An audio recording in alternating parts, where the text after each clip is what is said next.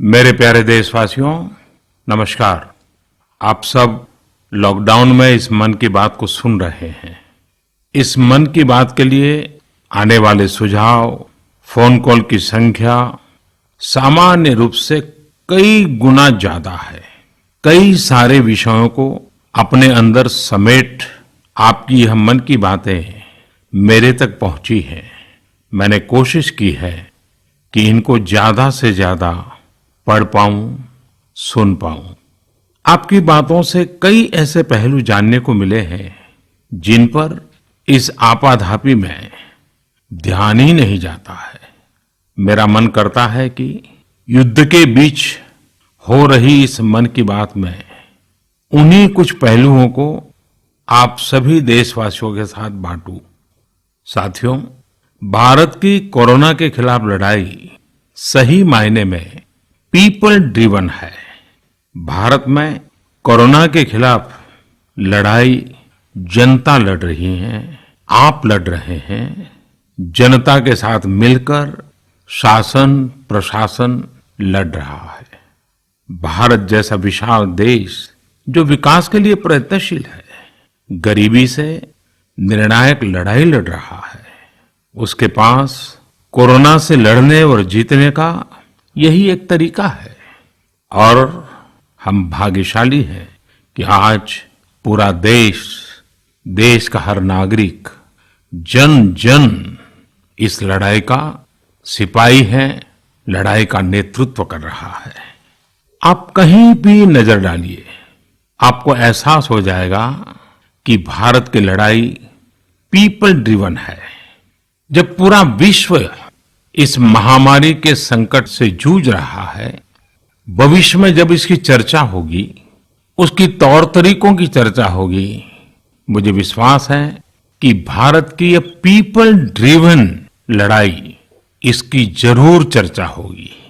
पूरे देश में, गली मोहल्लों में, जगह जगह पर आज लोग एक दूसरे की सहायता के लिए आगे आए हैं। गरीबों के लिए खाने से लेकर राशन की व्यवस्था हो, लॉकडाउन का पालन हो, अस्पतालों की व्यवस्था हो, मेडिकल इक्विपमेंट का देश में ही निर्माण हो। आज पूरा देश एक लक्ष्य, एक दिशा, साथ साथ चल रहा है। ताली, थाली, दिया, मोमबत्ती, इन सारी चीजों ने जो भावनाओं को जन्म दिया, जिस जज्बे से देशवासियों ने कुछ न कुछ करने की ठान ली, हर किसी को इन बातों ने प्रेरित किया है।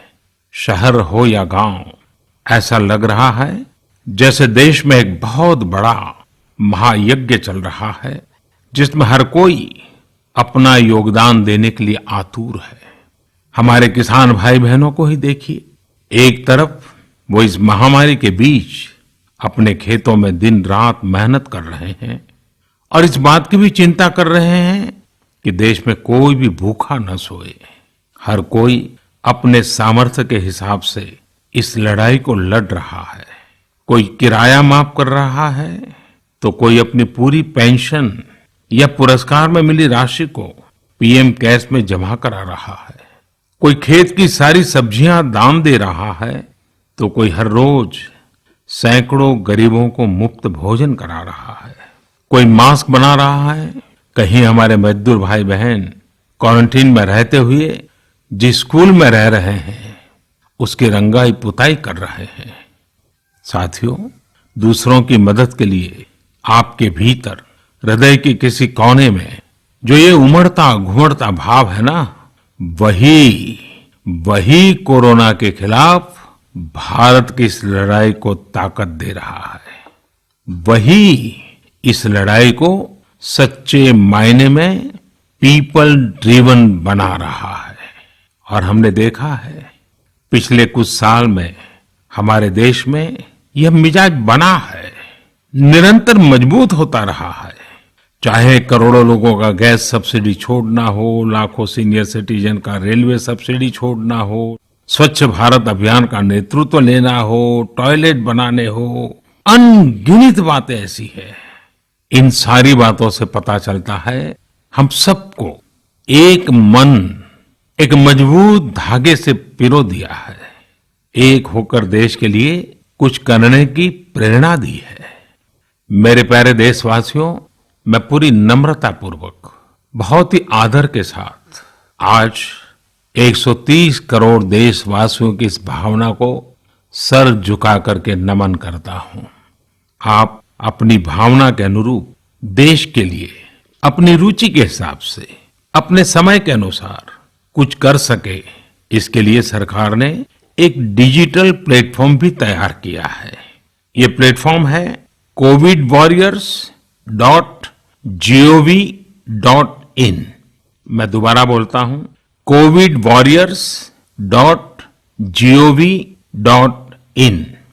सरकार ने इस प्लेटफॉर्म के माध्यम से तमाम सामाजिक संस्थाओं के वॉलंटियर्स, सिविल सोसाइटी के प्रतिनिधि और स्थानीय प्रशासन को एक दूसरे से जोड़ दिया है। बहुत ही कम समय में इस पोर्टल से 1.25 करोड़ लोग जुड़ चुके हैं। इनमें डॉक्टर, नर्सिस से लेकर हमारी आशा, एएनएम बहनें, हमारे एनसीसी, एनएसएस के साथी, अलग अलग फील्ड के तमाम प्रोफेशनल्स, उन्होंने इस प्लेटफॉर्म को अपना प्लेटफॉर्म बना लिया है। ये लोग स्थानीय स्तर पर क्राइसिस मैनेजमेंट प्लान बनाने वालों में और उसकी पूर्ति में भी बहुत मदद कर रहे हैं। आप भी covidwarriors.gov.in से जुड़कर देश की सेवा कर सकते हैं, कोविड वॉरियर बन सकते हैं। साथियों, हर मुश्किल हालात, हर लड़ाई कुछ न कुछ सबक देती है, कुछ न कुछ सिखा करके जाती है, सीख देती है, कुछ संभावनाओं के मार्ग बनाती है और कुछ नई मंजिलों की दिशा भी देती है। इस परिस्थिति में आप सब देशवासियों ने जो संकल्प शक्ति दिखाई है, उससे भारत में एक नए बदलाव की शुरुआत भी हुई है। हमारे बिजनेस, हमारे दफ्तर, हमारे शिक्षण संस्थान, हमारा मेडिकल सेक्टर, हर कोई तेजी से नए तकनीकी बदलावों की तरफ भी बढ़ रहे हैं। टेक्नोलॉजी के फ्रंट पर तो वाकई ऐसा लग रहा है कि देश का हर इनोवेटर नई परिस्थितियों के मुताबिक कुछ न कुछ नया निर्माण कर रहा है।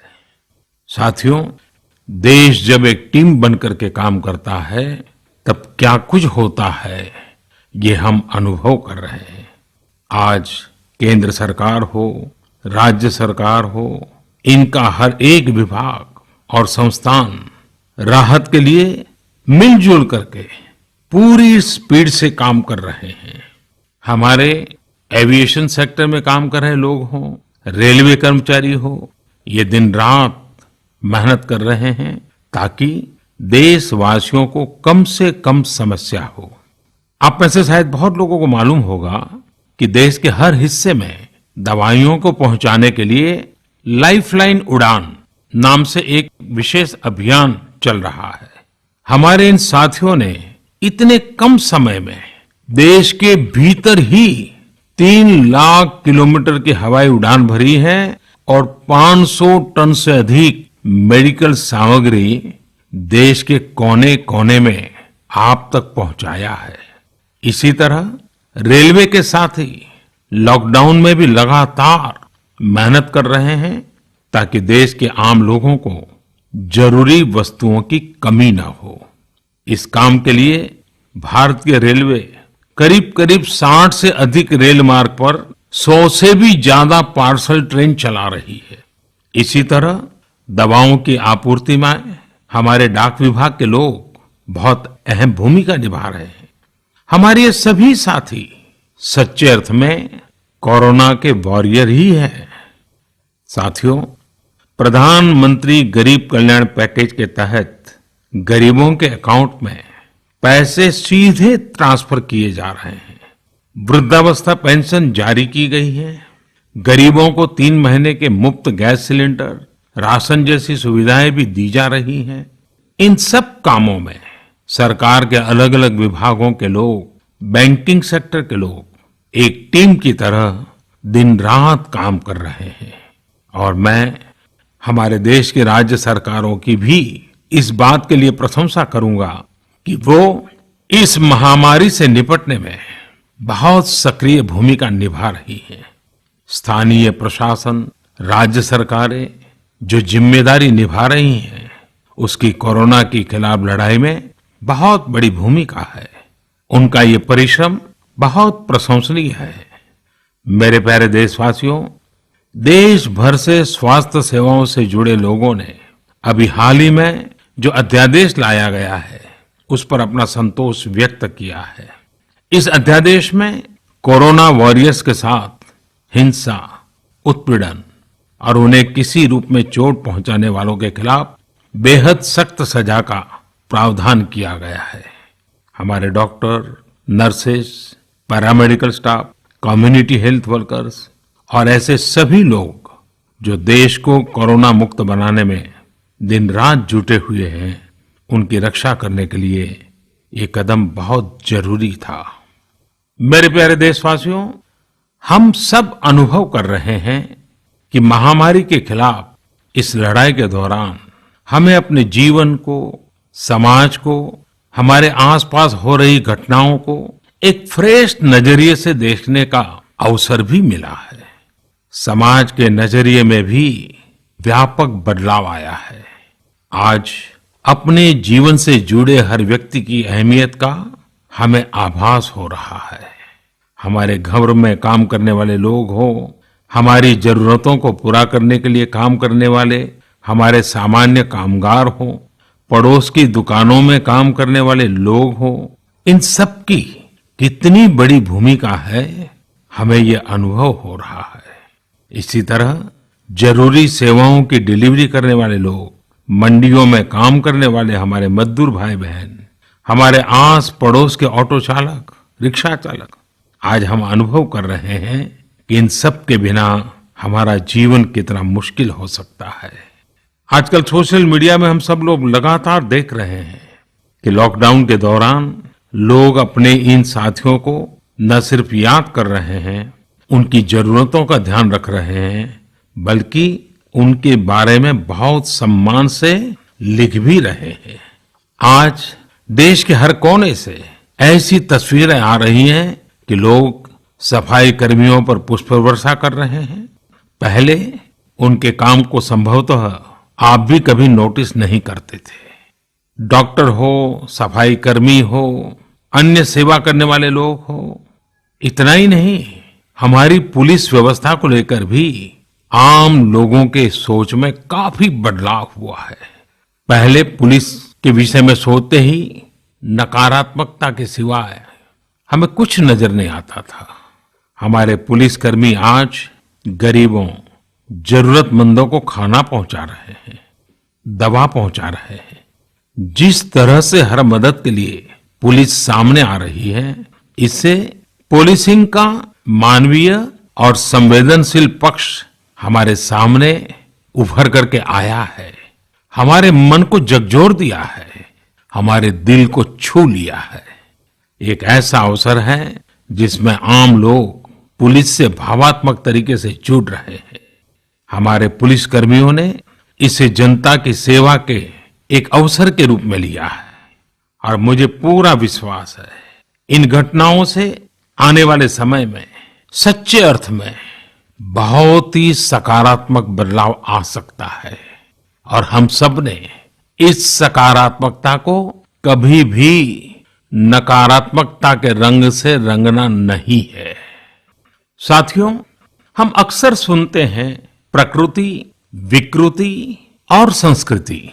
इन शब्दों को एक साथ देखें और इसके पीछे के भाव को देखें तो आपको जीवन को समझने का भी एक नया द्वार खुलता हुआ दिखेगा। अगर मानव प्रकृति की चर्चा करें तो ये मेरा है, मैं इसका उपयोग करता हूं।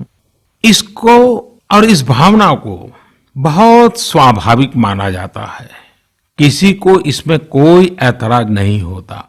इसे हम प्रकृति कह सकते हैं। लेकिन जो मेरा नहीं है, जिस पर मेरा हक नहीं है, उसे मैं दूसरे से छीन लेता हूं, उसे छीनकर उपयोग में लाता हूं तो हम इसे विकृति कह सकते हैं।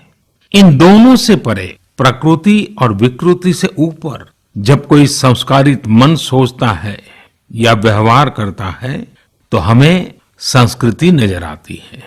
जब कोई अपने हक की चीज, अपनी मेहनत से कमाई चीज, अपने लिए जरूरी चीज कम हो या अधिक, इसकी परवाह किए बिना किसी व्यक्ति की जरूरत को देखते हुए खुद की चिंता छोड़कर अपने हक के हिस्से को बांट करके किसी दूसरे की जरूरत पूरी करता है, वही तो संस्कृति है।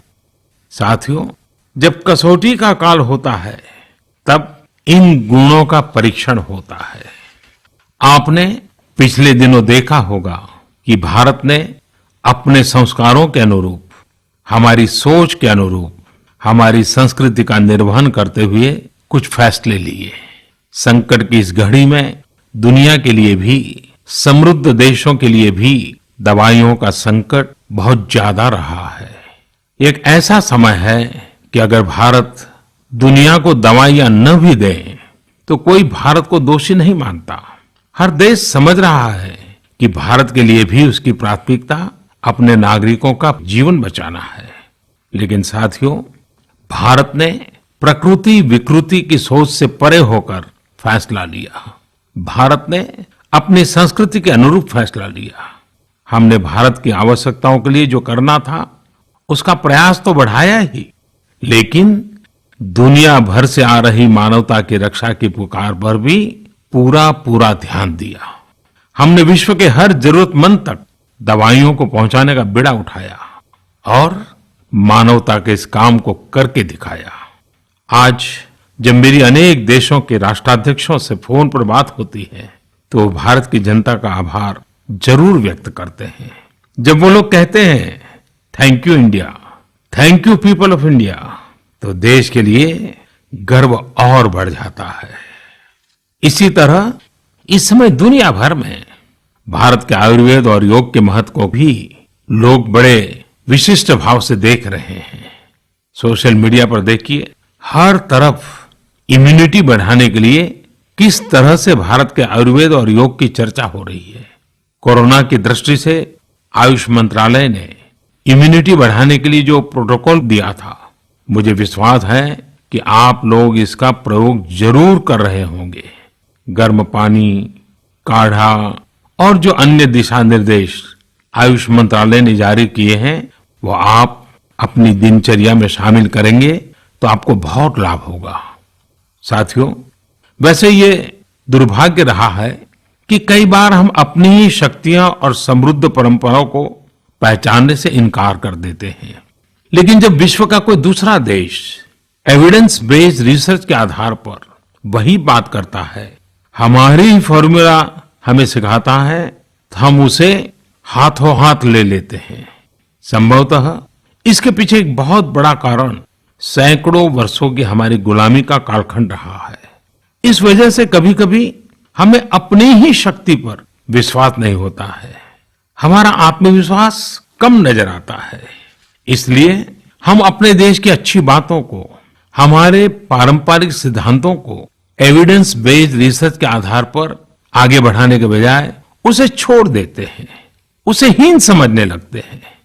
भारत की युवा पीढ़ी को अब इस चुनौती को स्वीकार करना होगा। जैसे विश्व ने योग को सहज स्वीकार किया है, वैसे ही हजारों वर्षों पुराने हमारे आयुर्वेद के सिद्धांतों को भी विश्व अवश्य स्वीकार करेगा। हाँ, इसके लिए युवा पीढ़ी को संकल्प लेना होगा और दुनिया जिस भाषा में समझती है उस वैज्ञानिक भाषा में हमें समझाना होगा, कुछ करके दिखाना होगा। साथियों, वैसे कोविड-19 के कारण कई सकारात्मक बदलाव हमारे काम करने के तरीके, हमारी जीवन शैली और हमारी आदतों में भी स्वाभाविक रूप से अपनी जगह बना रहे हैं। आपने सबने भी महसूस किया होगा इस संकट ने कैसे अलग अलग विषयों पर हमारी समझ और हमारी चेतना को जागरूक किया है। जो असर हमें अपने आसपास देखने को मिल रहे हैं, इनमें सबसे पहला है मास्क पहनना और अपने चेहरे को ढककर रखना। कोरोना की वजह से बदलते हुए हालात में मास्क भी हमारे जीवन का हिस्सा बन रहा है। वैसे हमें इसकी भी आदत कभी नहीं रही कि हमारे आसपास के बहुत सारे लोग मास्क में दिखे, लेकिन अब हो यही रहा है। हाँ, इसका ये मतलब नहीं है कि जो मास्क लगाते हैं वे सभी बीमार हैं। और जब मैं मास्क की बात करता हूं तो मुझे एक पुरानी बात याद आती है। आप सबको भी याद होगा, एक जमाना था कि हमारे देश के कई ऐसे इलाके ऐसे होते थे कि वहां अगर कोई नागरिक फल खरीदता हुआ दिखता था तो आस पड़ोस के लोग उसको जरूर पूछते थे, क्या घर में कोई बीमार है? यानी फल मतलब बीमारी में ही खाया जाता है, ऐसी एक धारणा बनी हुई थी। हालांकि समय बदला और ये धारणा भी बदली। वैसे ही मास्क को लेकर भी धारणा अब बदलने वाली ही है।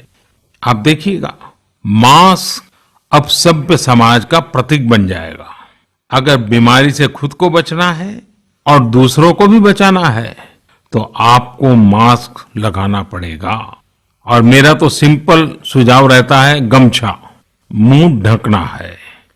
साथियों, हमारे समाज में एक और बड़ी जागरूकता ये आई है कि अब सभी लोग ये समझ रहे हैं कि सार्वजनिक स्थानों पर थूकने के क्या नुकसान हो सकते हैं।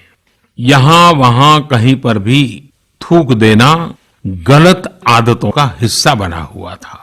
ये स्वच्छता और स्वास्थ्य को गंभीर चुनौती भी देता था। वैसे एक तरह से देखें तो हम हमेशा से ही इस समस्या को जानते रहे, लेकिन ये समस्या समाज से समाप्त होने का नाम ही नहीं ले रही थी। अब वो समय आ गया है कि इस बुरी आदत को हमेशा हमेशा के लिए खत्म कर दिया जाए।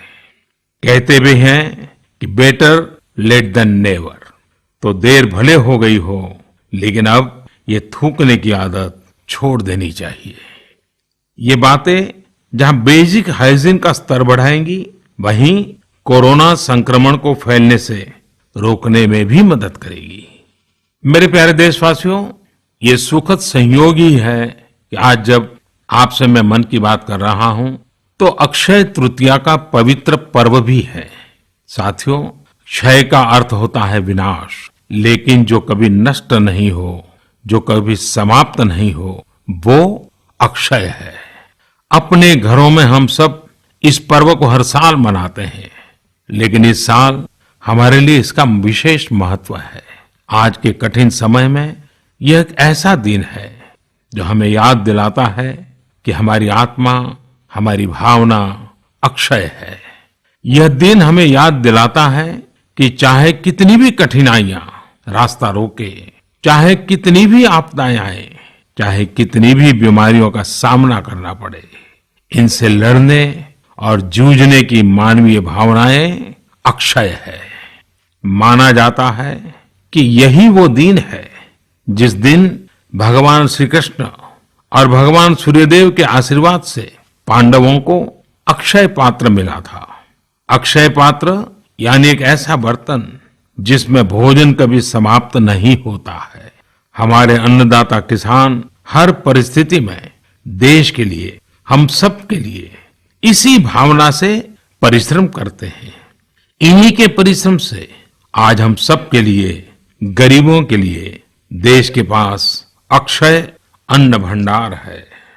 इस अक्षय तृतीया पर हमें अपने पर्यावरण, जंगल, नदियां और पूरे इकोसिस्टम के संरक्षण के बारे में भी सोचना चाहिए, जो हमारे जीवन में महत्वपूर्ण भूमिका निभाते हैं। अगर हम अक्षय रहना चाहते हैं तो हमें पहले यह सुनिश्चित करना होगा कि हमारी धरती अक्षय रहे। क्या आप जानते हैं कि अक्षय तृतीया का यह पर्व दान की शक्ति यानी पावर ऑफ गिविंग का भी एक अवसर होता है। हम हृदय की भावना से जो कुछ भी देते हैं, वास्तव में महत्व उसी का होता है। यह बात महत्वपूर्ण नहीं है कि हम क्या देते हैं और कितना देते हैं। संकट के इस दौर में हमारा छोटा सा प्रयास हमारे आसपास के बहुत से लोगों के लिए बहुत बड़ा संबल बन सकता है। साथियों, जैन परंपरा में भी यह बहुत पवित्र दिन है, क्योंकि पहले तीर्थंकर भगवान ऋषभदेव के जीवन का यह एक महत्वपूर्ण दिन रहा है।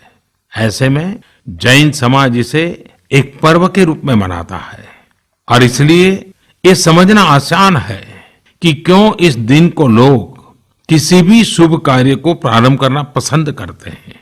चूंकि आज कुछ नया शुरू करने का दिन है, तो ऐसे में क्या हम सब मिलकर अपने प्रयासों से अपनी धरती को अक्षय और अविनाशी बनाने का संकल्प ले सकते हैं? साथियों, आज भगवान बसवेश्वर जी की भी जयंती है। ये मेरा सौभाग्य रहा है कि मुझे भगवान बसवेश्वर की स्मृतियां और उनके संदेश से बार बार जुड़ने का, सीखने का अवसर मिला है। देश और दुनिया में भगवान बसवेश्वर के सभी अनुयायियों को उनकी जयंती पर बहुत बहुत शुभकामनाएं। साथियों, रमजान का भी पवित्र महीना शुरू हो चुका है। जब पिछली बार रमजान मनाया गया था तो किसी ने सोचा भी नहीं था कि इस बार रमजान में इतनी बड़ी मुसीबतों का भी सामना करना पड़ेगा। लेकिन अब जब पूरे विश्व में ये मुसीबत आ ही गई है, तो हमारे सामने अवसर है इस रमजान को संयम, सद्भावना, संवेदनशीलता और सेवा भाव का प्रतीक बनाएं। इस बार हम पहले से ज्यादा इबादत करें ताकि ईद आने से पहले दुनिया कोरोना से मुक्त हो जाए और हम पहले की तरह उमंग और उत्साह के साथ ईद मनाएं। मुझे विश्वास है कि रमजान के इन दिनों में स्थानीय प्रशासन के दिशा निर्देशों का पालन करते हुए कोरोना के खिलाफ चल रही इस लड़ाई को हम और मजबूत करेंगे। सड़कों पर, बाजारों में, मोहल्लों में फिजिकल डिस्टेंसिंग के नियमों का पालन अभी बहुत आवश्यक है। मैं आज उन सभी कम्युनिटी लीडर्स के प्रति भी आभार प्रकट करता हूं जो 2 गज दूरी और घर से बाहर नहीं निकलने को लेकर लोगों को जागरूक कर रहे हैं। वाकई कोरोना ने इस बार भारत समेत दुनिया भर में त्योहारों को मनाने का स्वरूप ही बदल दिया है, रंग रूप बदल दिए हैं। अभी पिछले दिनों ही हमारे यहाँ भी बिहू, बैसाखी, पुथंडू, विशु, ओडिया न्यू ईयर ऐसे अनेक त्योहार आए। हमने देखा कि लोगों ने कैसे इन त्योहारों को घर में रहकर और बड़ी सादगी के साथ और समाज के प्रति शुभ चिंतन के साथ त्योहारों को मनाया। आमतौर पर वे इन त्योहारों को अपने दोस्तों और परिवारों के साथ पूरे उत्साह और उमंग के साथ मनाते थे, घर के बाहर निकलकर अपनी खुशी साझा करते थे। लेकिन इस बार हर किसी ने संयम बरता, लॉकडाउन के नियमों का पालन किया। हमने देखा है कि इस बार हमारे ईसाई दोस्तों ने ईस्टर भी घर पर ही मनाया है। अपने समाज, अपने देश के प्रति ये जिम्मेदारी निभाना आज की बहुत बड़ी जरूरत है। तभी हम कोरोना के फैलाव को रोक पाने में सफल होंगे, कोरोना जैसी वैश्विक महामारी को परास्त कर पाएंगे। मेरे प्यारे देशवासियों, इस वैश्विक महामारी के संकट के बीच आपके परिवार के एक सदस्य के नाते, और आप सब भी मेरे ही परिवारजन हैं, तब कुछ संकेत करना, कुछ सुझाव देना, ये मेरा दायित्व भी बनता है। मेरे देशवासियों से मैं आपसे आग्रह करूंगा, हम कतई अति आत्मविश्वास में न फंस जाएं। हम ऐसा विचार न पाल लें कि हमारे शहर में, हमारे गांव में, हमारी गली में, हमारे दफ्तर में अभी तक कोरोना पहुंचा नहीं है, इसलिए अब पहुंचने वाला नहीं है। देखिए, ऐसी गलती कभी मत पालना। दुनिया का अनुभव हमें बहुत कुछ कह रहा है और हमारे यहाँ तो बार बार कहा जाता है, सावधानी हटी तो दुर्घटना घटी। याद रखिए, हमारे पूर्वजों ने हमें इन सारे विषयों में बहुत अच्छा मार्गदर्शन किया है। हमारे पूर्वजों ने कहा है, अग्नि ही शेषम ऋण शेषम व्याधि शेषम तथैव च पुनः पुनः प्रवर्धेत तस्मात् शेषम न कार्येत। अर्थात हल्के में लेकर छोड़ दी गई आग, कर्ज और बीमारी मौका पाते ही दोबारा बढ़कर खतरनाक हो जाती है। इसलिए इनका पूरी तरह उपचार बहुत आवश्यक होता है। इसलिए अति उत्साह में स्थानीय स्तर पर कहीं पर भी कोई लापरवाही नहीं होनी चाहिए। इसका हमेशा हमेशा हमने ध्यान रखना ही होगा। और मैं फिर एक बार कहूंगा, 2 गज दूरी बनाए रखिए, खुद को स्वस्थ रखिए। 2 गज दूरी बहुत है जरूरी। आप सबके उत्तम स्वास्थ्य की कामना करते हुए मैं मेरी बात को समाप्त करता हूं। अगली मन की बात के समय जब मिले तब इस वैश्विक महामारी से कुछ मुक्ति की खबरें दुनिया भर से आए, मानव जात इन मुसीबतों से बाहर आए, इसी प्रार्थना के साथ आप सबका बहुत बहुत धन्यवाद।